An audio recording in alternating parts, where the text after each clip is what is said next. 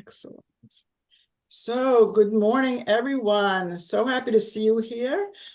This is our December Accelerator call, and we're thrilled to have so many participants.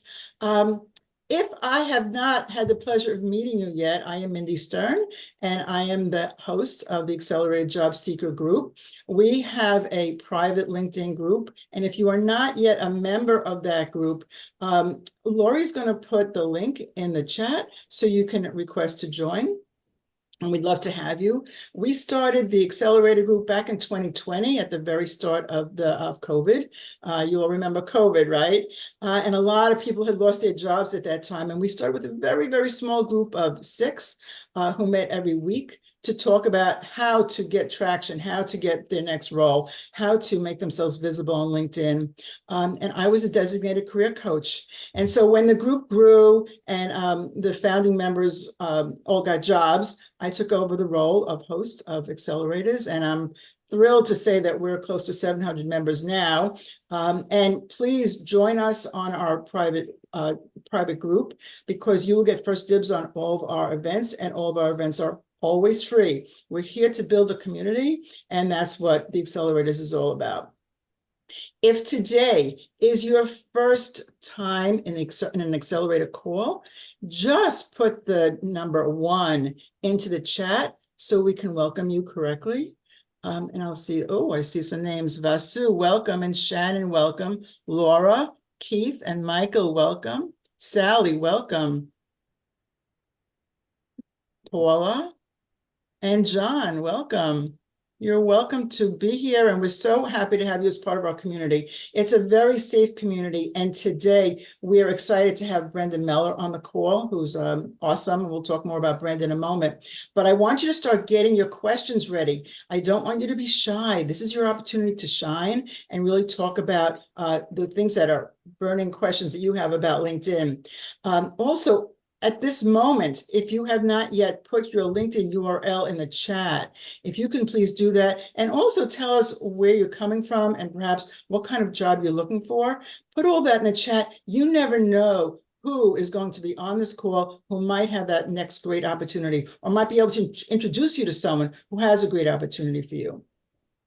And while I'm talking about that, remember you should save the chat. You can do that up here in the 3 dots. There are 3 dots, and just click Save Chat. You should do it, I always do it at the beginning, but you should also do it at the end, so you have that chat to refer back to. By the way, if you and I are not connected, feel free to send me a connection request, and I will be happy to connect with you, absolutely. I want you to mark your calendars. As I said, we every month have a fabulous speaker. This month it's Brenda Meller. Next month is January. We're kicking off 2025 with the famous Kevin D. Turner, who every year does our January session. And he is my go-to for all LinkedIn new features. And if you're not following Kevin D. Turner yet, you should definitely do that. The link to register for our January 7th event is now available. It's right in your chat, and you can sign up right now. I suspect it will be very heavily attended, so just like this one is. So I suggest getting your seat and grabbing your spot so that we will see you in January when it's the new year, and there's so much to learn about LinkedIn in New Year. During our call today, we're going to not only encourage you to ask questions, but encourage you to just put into the chat anything that you're learning from Brenda or from anyone else that's on the call, because I'm going to capture all that information and create some golden nuggets for the post tomorrow. That way, people who weren't able to make the call will get to have some of the same learning that you're going to have, and I'll grab that information from the chat. So just put a golden nugget into the chat when you hear something that you didn't know before. So just by way of introduction, Brenda and I met on LinkedIn years ago when she and I began commenting on each other's posts. And what's so interesting about that is when people say to me, oh, I don't really know if networking works, and why should I bother commenting? You can build a full community just by starting by commenting. And Brenda and I talk about that sometimes. We have grown from complete strangers to friends and colleagues. And now I participate on her VIP monthly calls.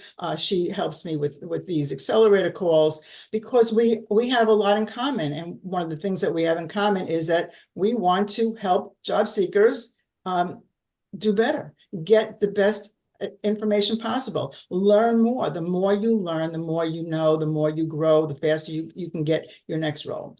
So we have that in common, and we are really very it's very important to us that we create this safe space for people. So to get you ready to start asking questions, I'm going to ask you all to practice raising your hand. And I want you to find that raised hand in your Zoom. For some people, it's in the more section. And we're just going to practice just like that, because you see what happens when you raise your hand, you come to the top of my screen, and there's Brenda, and I can call on you really easily. If you're super shy and you don't want to raise your hand, you can put your question in the chat and I will try and get to it. But for right now, everyone, lower your hand. It's a manual. It doesn't go away like some of the reactions do go away, but the raised hand does not go away by itself. So if you want to ask Brenda a question, leave your hand up. If not, and you're just practicing, then please lower your hand. Excellent. So Brenda, before we get started with the questions, would you like to say hi to the group and tell them what you're doing here today? No, I don't want to. I would like to say that because nobody expects it. That's like the key to humor, right? You got to like throw something at the unexpected, and it gets really serious in these events. But all kidding aside, thank you so much, Mindy. It's an honor to be with you, to return the favor that you've paid to me month after month after month.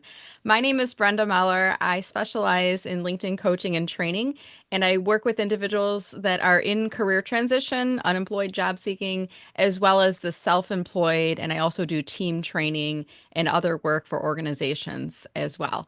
And if you follow me online, you know that part of my personal brand is my love of pie, the baked good pie. And Thanksgiving we just passed here in the US was like my national holiday.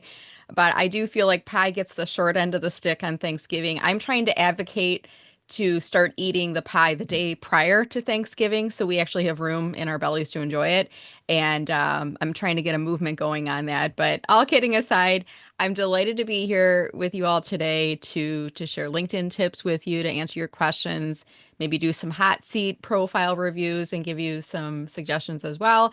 And I think we called this, Yes, I'm Ready for a New Job in 2025, something like along those lines. So if you're using LinkedIn to try to find a new job, regardless if you're working but looking, maybe you've taken a for now job until you can get your dream job, or maybe you're actively unemployed in career transition in between successes, wherever you're at in your journey, my goal is that you walk away with some really great tips to help you on LinkedIn. Thanks, Brenda. And I don't know if you noticed, I'm not a pink girl, but I know you are. So I wore pink in honor of your Aw, presence thank today. you. And I want to thank you. You have positioned my book so nicely behind your head. Thank you so much. And your book is right next to it. Right there. Lovely positioning. So one of the reasons that Brenda is so awesome at what she does is that her background's in marketing, and she's an expert in LinkedIn. So what a great combination. So I trust her with all of your questions. And if you have questions, now would be the time to raise your hand if you'd like to be called upon. If not, I have some questions that people who were not able to join us were asking me. So, but I'll start with the ones who are here. And Caden, you're the first one to raise your hand. Can you unmute yourself and can we see you, or are we going to look at the K? It's up to you. Yeah, you can see me. That's no problem. I'm just actually, I was in the kitchen and now I'm kind of in my room. So If you could speak up just a little bit, Caden, that would be great. Can you see me? A little bit. It's a little dark, but Yeah, it's a little dark. That's why I was off camera. That's why I chose to gotcha. But take I that think route. it's better than the K. Go All ahead. right. Yeah, So, I'd agree. Caden, what questions do you have for Brenda? So I have my situation is a bit unique.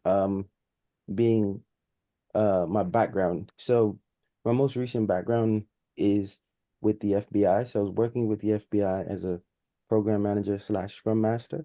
And it's very difficult to navigate my next opportunity, not because I don't have the experience, but more or less how to package it because of the different skill sets I've acquired. Like, for example, I'm looking for a particular company. Like if I'm giving you an example, so if I'm looking for a particular company, I don't know how to package my experience to uh essentially give them what they want, right? If that makes any sense. Okay. And are you changing industries entirely, No, or is it related?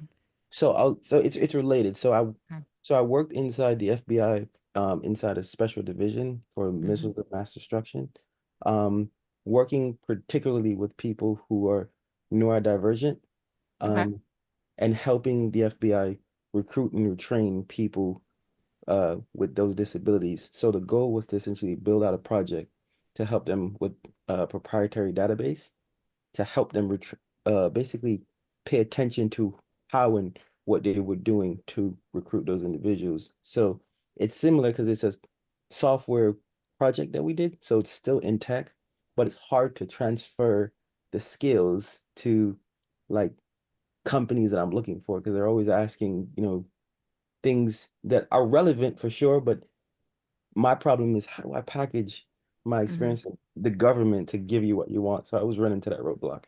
Okay, so here's what I would do if I were you. I would have a grab a notepad and put two columns. And in the left column, previous job, and in the right column, my next job. And then I Okay. want you to write down all of the skills or attributes of that position, the things that you enjoyed doing, the things that you were good at, the deliverables or outcomes or problems that you solved. Hmm. And then I want you to compare the two lists, because what we're really looking at doing, and as it relates to your LinkedIn profile, is we want to focus on transferable skills. So if there's something from the left side of the column that wouldn't carry over to the right side into your new role, then I wouldn't put it on your LinkedIn. And I want you to keep in mind, Caden, and for everyone on the call, LinkedIn is a marketing tool. It's not a legally binding document. You don't have to document everything that you've ever done. You don't have to document all of your skill sets and experiences and accomplishments. You can be selective on what you put in there. But I do want to encourage you to focus on things that would be relevant from your past role into your next role. And I'm going to use a totally different example here, Caden. If I was just graduating from college and I was a waitress at a restaurant and I'm looking to move into marketing, the skills I have as a waitress that are transferable into marketing would be things like customer service, communication skills, working with a team, listening to my customers, things like that, that I would say I did in my past role that I could do into my next role. How does that help? No, it does. It does.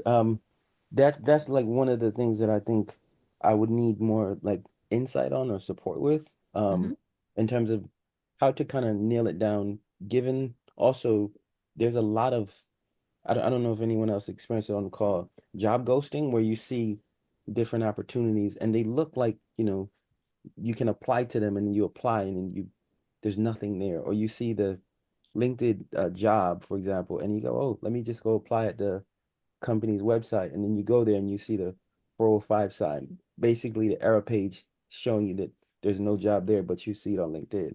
So it's always those little, I guess, nuances that I run into with transferring the skills. And then also when I look at a company that I like, I don't see the actual company actually hiring. It's just kind of filling, filling the pipeline, if you will, for candidates for when they open back up. Yeah. And sometimes those positions maybe being posted by a recruiter who wants to get credit for the candidates that are coming in. So they might leave out information about the organization, or they might take the job posting Yeah. down after they get a certain number.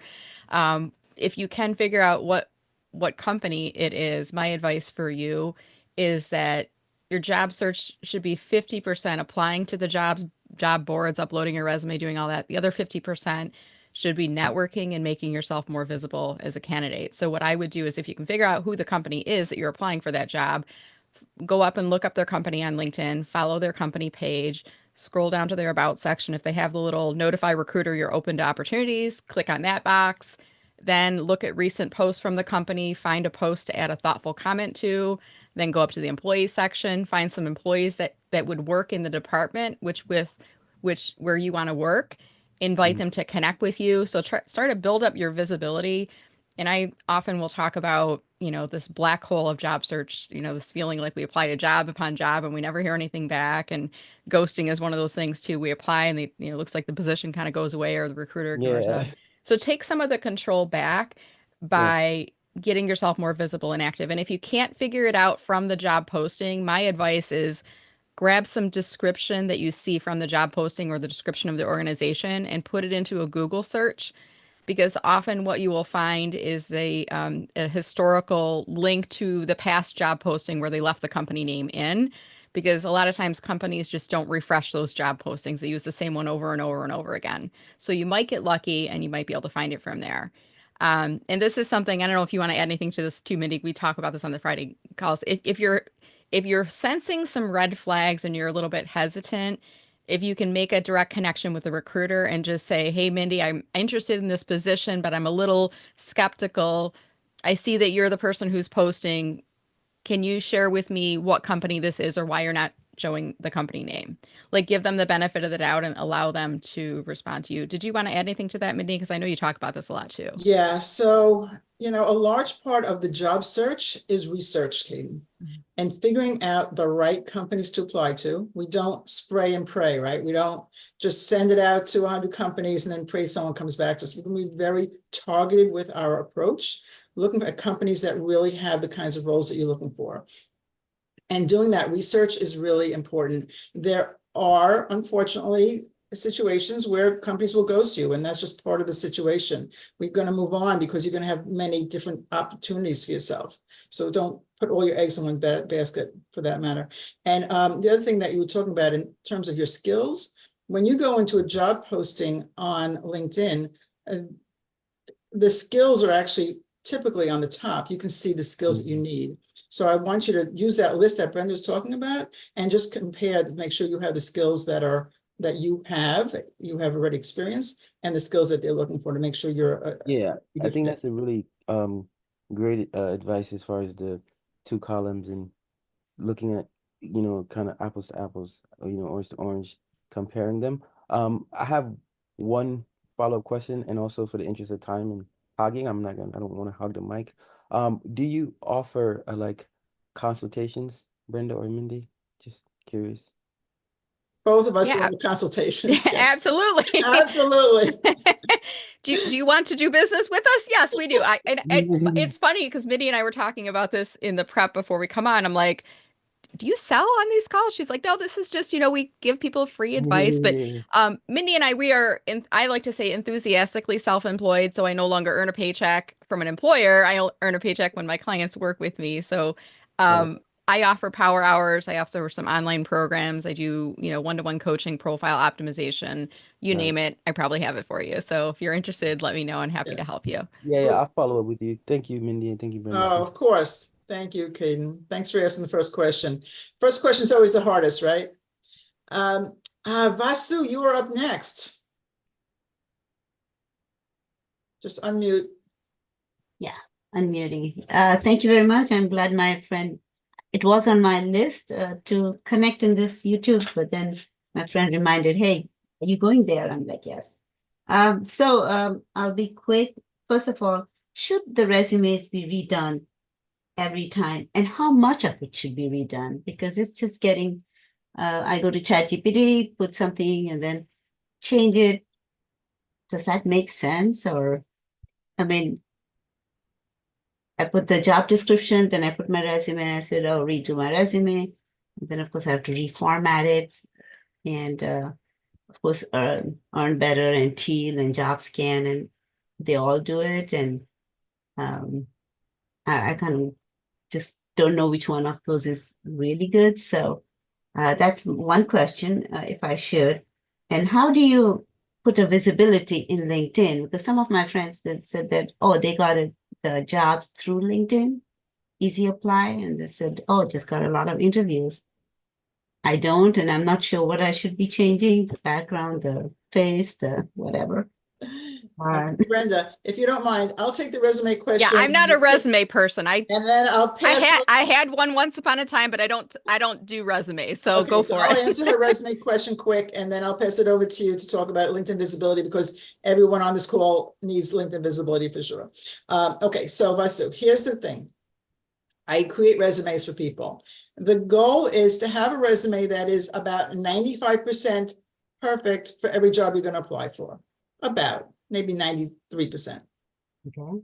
You do want to tweak your resume for every job you post for, because every job has some nuances, has some differences to it that you want to speak to. The same thing with your cover letter. While your cover letter, you may have a template of a cover letter that is generally who you are, because your experience is your experience.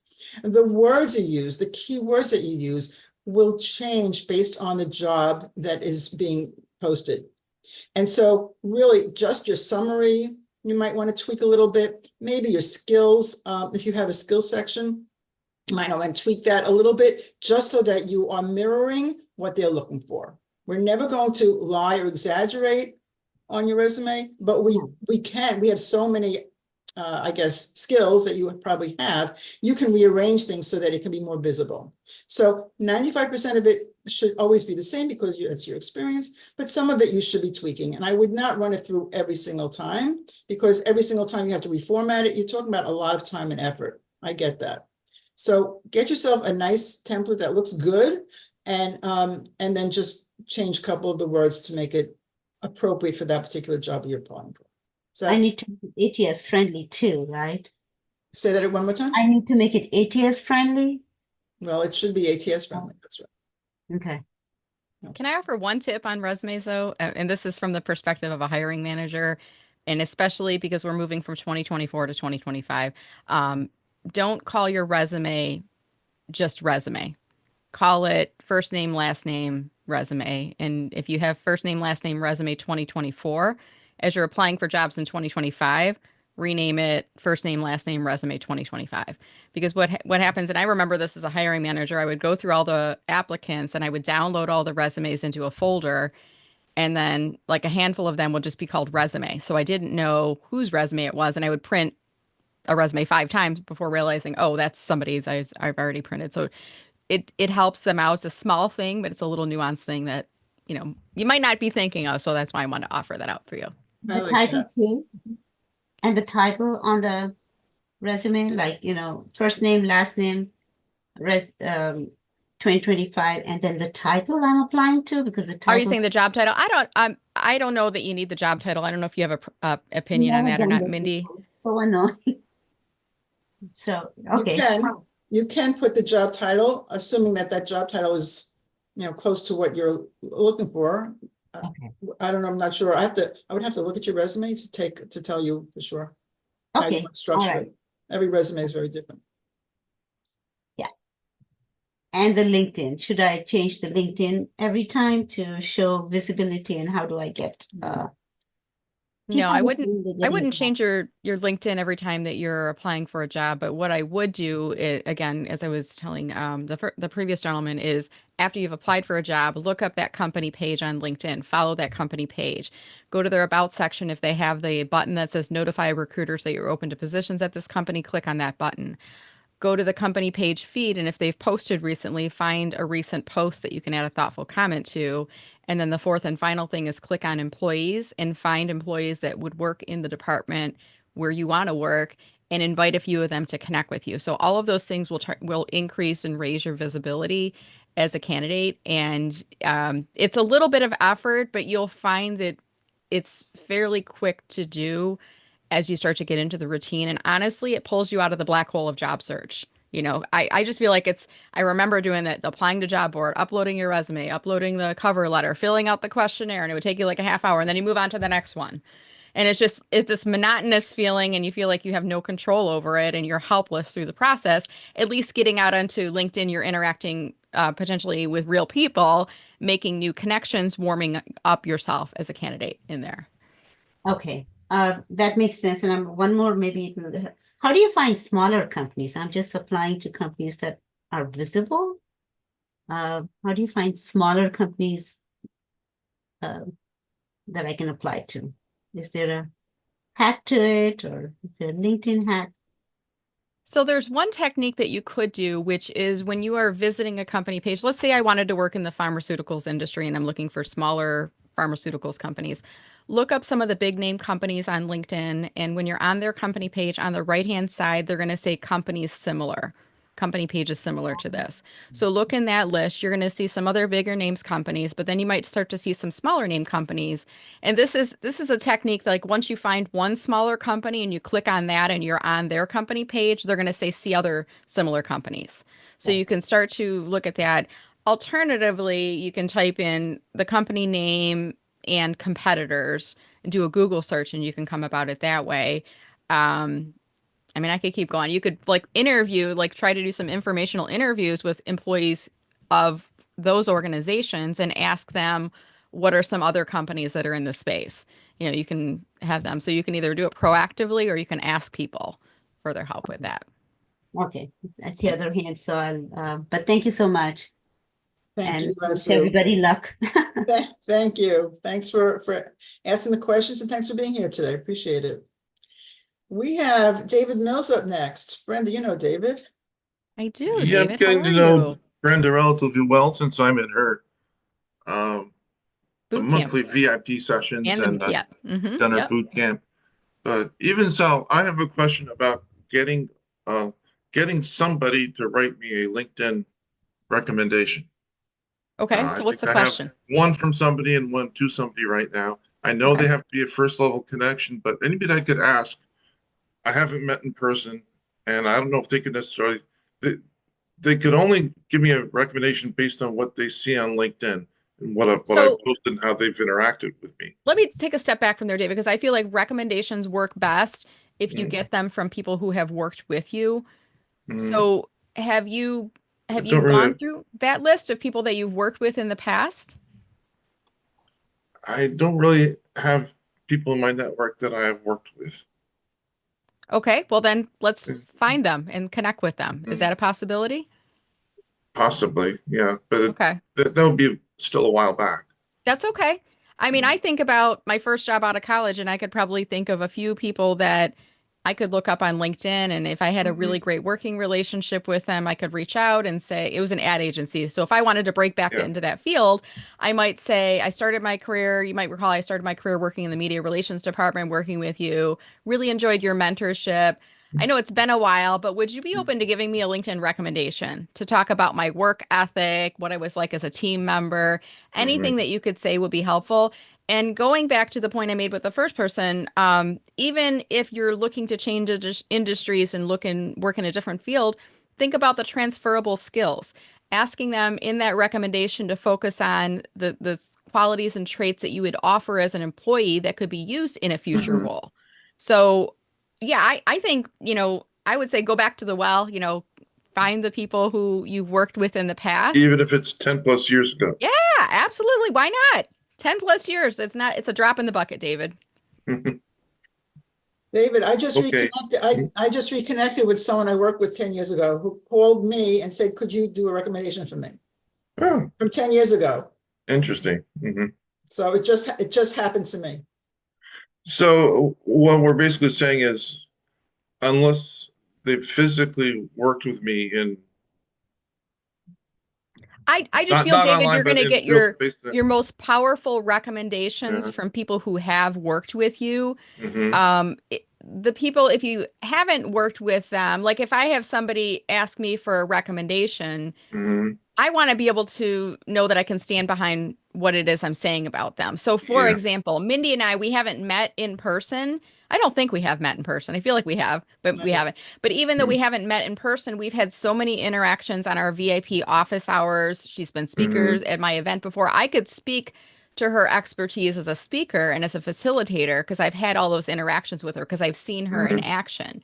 But if there was somebody who I just knew, just at a surface level through LinkedIn interactions and things like that, and they reach out to ask me for a recommendation, like I can't really say too much about you. Like it's better to go to people who can speak firsthand Hmm. to the value that you would offer for your next employer.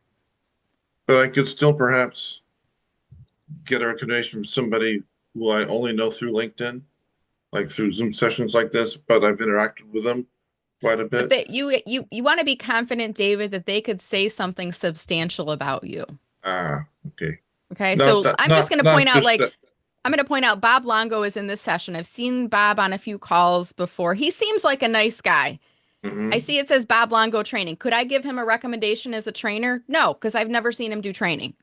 Ah, And I wouldn't think that Bob would be comfortable asking me for a recommendation because he knows that. He doesn't, he hasn't had that experience working with me, so I can't speak to his expertise. So you want to go to the people that you know could speak to your expertise, whether you've met them in person or not. You want to start with the people that you're like, oh yeah, they could definitely say something about me. Okay. okay. If I might jump in just on that note, I've had people give me recommendations out of the blue, and I've actually gotten in touch with them and asked them to recall it because a recommendation without any meat behind it seems almost harmful to me, right? So Mm. I've asked them to pull that recommendation back unless they've actually been in the classroom with me and witnessed it. So it's not enough to say he seems nice, he's motivated, he's all that. Yeah. You have to say that I've seen him do this.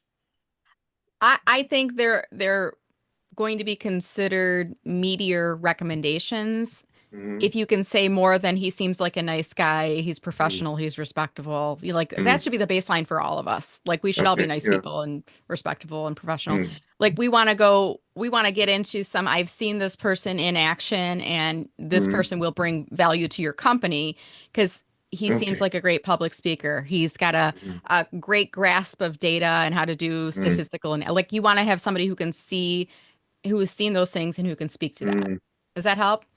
Yeah, a little bit. It seems David? like it's gonna be a challenge, but I One get where other you're coming thing, from. I just saw in the chat that Al Smith recommended to proactively give some recommendations to people who you might then want to ask, people who have worked in the past. Start Mhm. thinking about people that you could give a recommendation to, and then have the conversation about how they could return the favor. So start making a list of people you worked with in the past who are on LinkedIn and offer to give them a recommendation. Might be one way All to. right, thank you.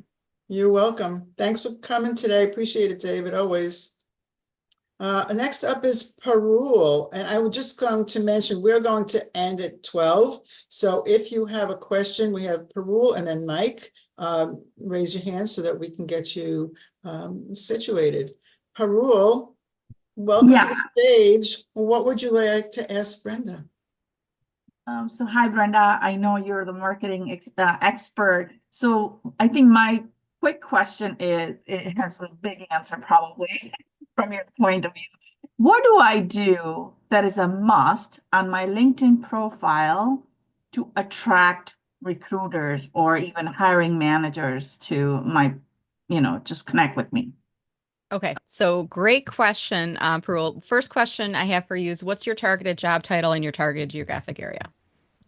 So I put in a list in the chat, but mainly like project manager, program manager, anything running analytics teams, integration lead, technical lead, software engineering manager. Those are the jobs I've done in the past, and I can all of those. Yep. Okay, good. So what I'm looking for there is that at least one of those targeted job titles appears in your headline. That's really important because that will help you to come up in searches by recruiters. And the use of those keywords is an important element that's going to help you to come up with those search results. Now, you asked the question, how do I get recruiters to find me? But I'm gonna flip it back to you as well. And I'm gonna give you like a bonus suggestion, which is go out and find them. So if it were me, I would go into the search bar and type in project management recruiter, or maybe do plus project, or in quotation mark, project management plus recruiter. If I worked in marketing, I would put marketing plus recruiter. If I worked in graphic design, I'd put graphic design plus recruiter. Look for people that appear to be recruiters in your respective industry. Now, I think you all know this, but just to make sure, recruiters work for companies to fill open positions. They don't work for you. They don't get paid by you. They get paid by the company for filling an open position. So while a lot of recruiters have this networking philosophy, the more people we connect with, the better our chances of having that candidate pool available to fill positions. They're not really connecting with you to look for a job for you. they'll send a job to you if you're a good fit. They'll recruit you in for that. But why not increase your chances by not just optimizing your profile so that they can find you, but go and search and find them and look them up on LinkedIn and invite them to connect with you on LinkedIn. And after they accept your invitation, thanks, Darlene, for connecting with me. I see that you're a recruiter specializing in project management roles. I'm curious, do you have a jobs board where I could look for your open roles, or what's the best way for me to look at any opportunities where I might be a match for your openings? Like you want to be marketing on a silver platter yourself to them, and you want to like fall in their lap and them to go, wow, this is great. My candidates usually are hard to find. This person's coming to me. Does that help? Yeah, awesome. Thank you so much. You're welcome. That's a great question, Parul. Excellent. Thank you so much for bringing it to us. Oh, Mike, my buddy Mike, come on down. Quick question. This is probably for Brenda. I've been adjusting my LinkedIn profile, and it looks different than everyone else's that I log into. Instead of saying like connect, message, and more, mine has like profile section, add custom button, resources. Did I click on something that I shouldn't have? Nope, that's just your view. You're kind of in as the editor of your own profile, so your profile will always look different. You Okay. have pencil icons, edit, there's different things where it allows you to go in and make modifications to your profile. So if you want to see what your profile looks like from an outside perspective, there's two things you can do. One is have a friend or family member open up their account from their login and look over their shoulder. The other, and I'm not an advocate for this, but it is a way you could create a fake account, nameless, faceless. Don't use the same first name and last name on it so that LinkedIn doesn't like try to penalize you.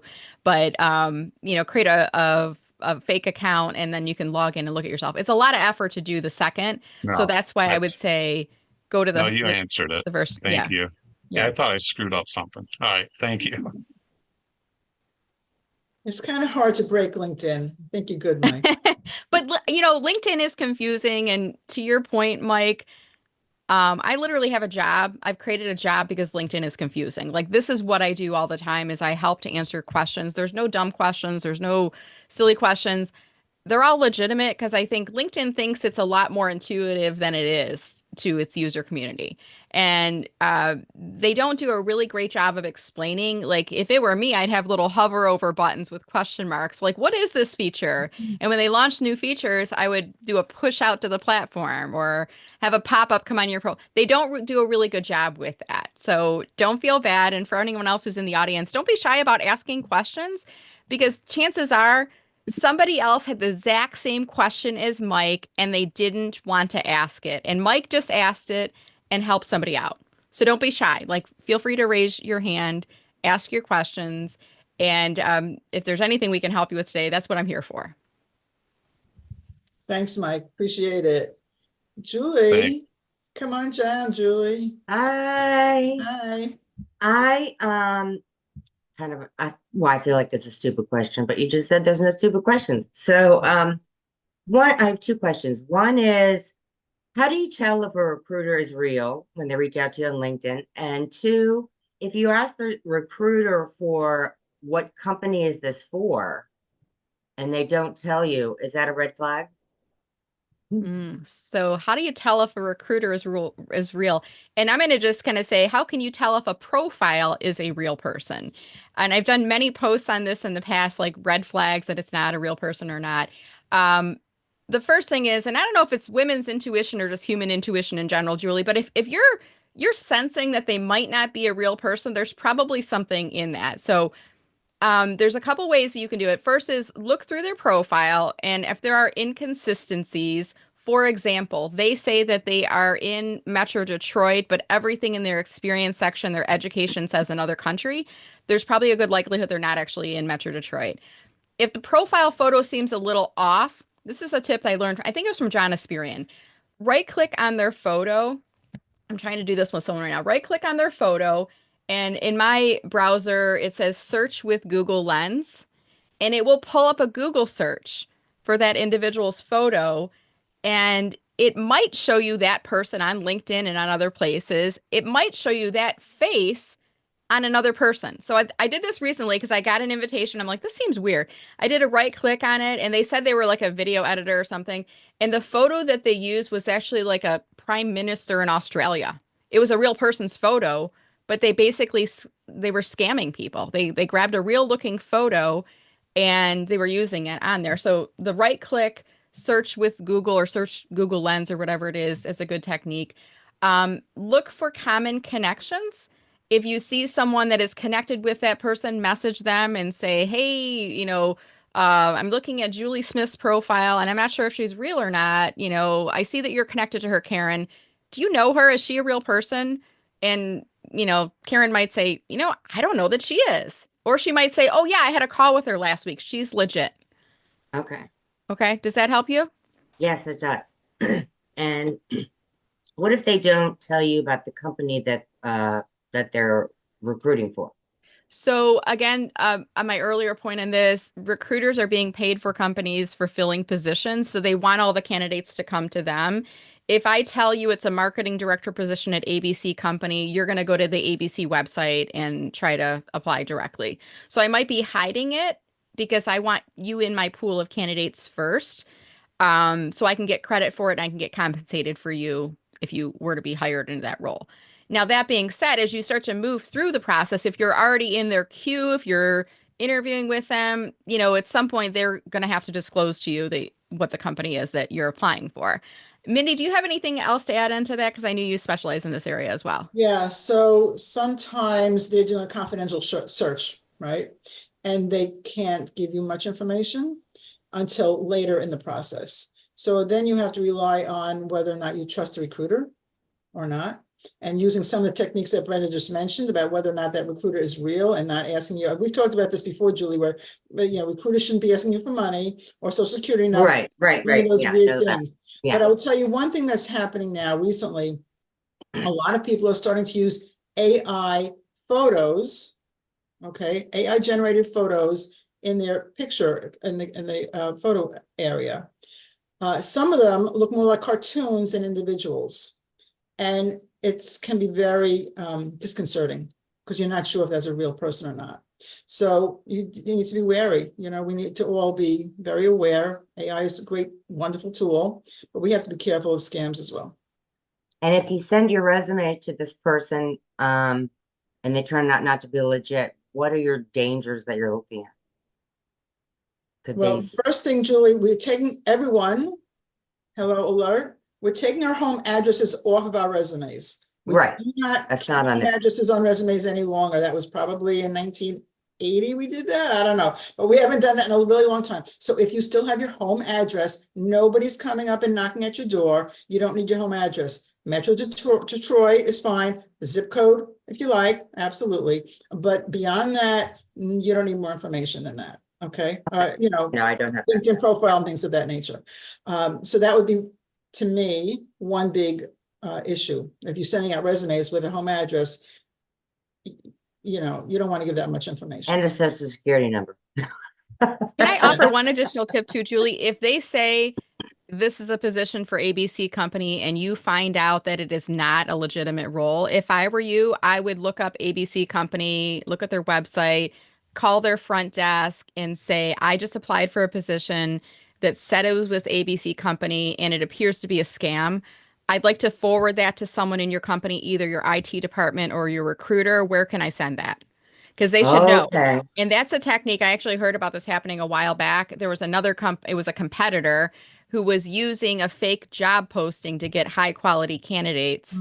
And it turned out not to be a legitimate posting, but they got a pool of candidates from that posting.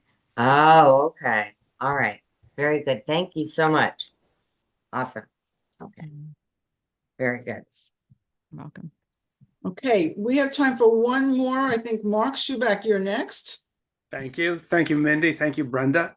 Quick question. I need to add a banner to my LinkedIn profile. Other than Canva, what are some of the other places to utilize to create a banner for the LinkedIn profile? Can I ask a question within a question on that one, Mark? Why Sure. not Canva? Why not Canva? I was playing around with it. Maybe I wasn't putting in the right search terms, but I had challenges finding an appropriate banner. Like an appropriate picture or an image or something in there is what you're saying? Yeah. And there is, I'm going to go into my Canva right now. I'm going to drop the link into chat, but there is a LinkedIn header image library inside Canva that's pretty extensive. Oh, And you can okay. swap out photos. You can, I'm going to drop this into chat right now if anyone wants to check it out. You can swap out photos. You can swap out colors. You can change fonts. Some of these are premium and some of these are free. And Okay. from here, you can certainly upload other stock photos and things like that. There's 3 websites that I use for stock photos. I'm going to put them into the chat right now. Pixabay.com, Pexels.com, and Unsplash.com. I'm sorry, these aren't links, but I want to make sure I get them in here. These are the 3 that I use. They're free stock photos, free for commercial use, or, for personal use, I guess I should say on here. So if you don't like the imagery that Canva's coming up with, then go to one of those free stock photo sites, find an image. But then I would still encourage you to go back to Canva, because Canva does a really great job of making sure that it's in the proper dimensions, 1584 by 396 pixels. Because what I see sometimes happening is someone will download a stock photo that's either too long or too narrow, and then they upload it to LinkedIn and it gets distorted and pixelated, and the quality looks low, which makes you as a candidate look like you're a lower quality candidate. And I want to make sure you look like a high quality candidate. Does that make sense, Mark? Yes. Thank you very much. You're welcome. Thank you, Mark. Oh, can we Thank get you. one more in? Carrie, I think we can get you in one more. That probably is it. Go ahead, Carrie. Unmuted there. You may have already covered this one, so if you did, forgive me. The verify thing. How important is that? And for someone who's tried to do it 12 times and cannot get it to work, any suggestions? So I'm going to look up your profile as I'm answering this, Carrie, but LinkedIn rolled out this feature. Was it last year sometime? Yeah, I feel like it's at been a least little a while year. since It's at least a they year. rolled it out. And they rolled it out, I think, because of the fact that LinkedIn was gaining popularity. It's a highly reputable professional networking site. A lot of people were actually leaving Facebook and coming over to LinkedIn. And now they're up to 1 billion members, and there's a lot of fake accounts that are out there. So they're like, well, we're going to offer this solution where you can get a little check mark on your profile to get verified. And here in the US, they use, what's the name of the company? What is It's it? Clear. Clear. Clear. Thank you. They use Clear. So it's a third party where you have to upload a photo of your driver's license or passport, and they verify as long as your first name and last name match that official documents, you get the gray check mark on your profile. So what happens is now when people get an invitation from you, they're not like, is Carrie a real person or not? They see the check mark and they're like, yep, she's a real person. So LinkedIn is now saying verified profiles will get, and it's a really high number, like 40% more connection requests or something crazy on there.